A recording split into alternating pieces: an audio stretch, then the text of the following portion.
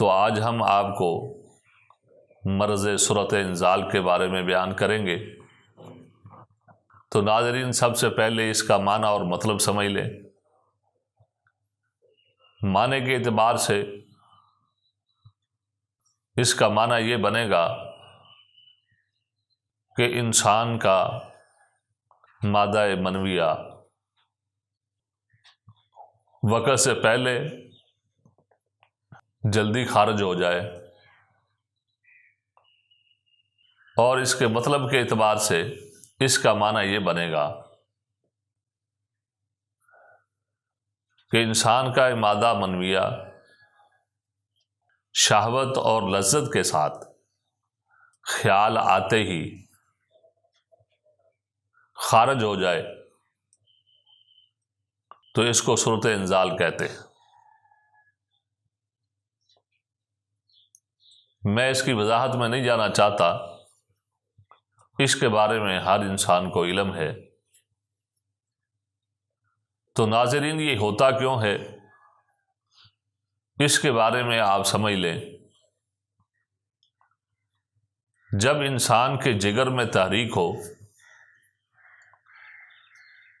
اس تحریک کی وجہ سے انسان کے مثانے کے جو گدی پردے ہوتے ہیں ان کے اندر سوزش ہو جاتی ہے۔ اس سوزش کی وجہ سے انسان کو یہ بیماری لاحق ہوتی ہے۔ ایک تو آپ کو یہ بہت بڑی علامت ہوگی کہ یہ انسان جگر کی تحریک والا ہے، کہ اس کو سورۃ انزال کی بیماری ہے۔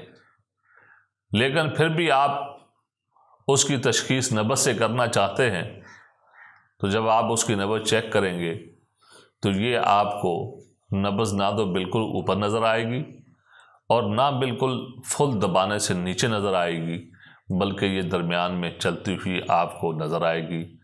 یہ نبض 2 انگلیوں یا 3 انگلیوں تک آپ کو چلتی ہوئی نظر آئے گی۔ اس سے بھی آپ کو اندازہ ہو جانا چاہیے کہ یہ آدمی واقعہ ہی سورۃ انزال کا مریض ہے۔ اسی طرح اگر آپ جو ہے اس مریض کی تشخیص کو مزید تسلی کے لیے چیک کرنا چاہتے ہیں تو وہ آپ پیشاب چیک کر لیں۔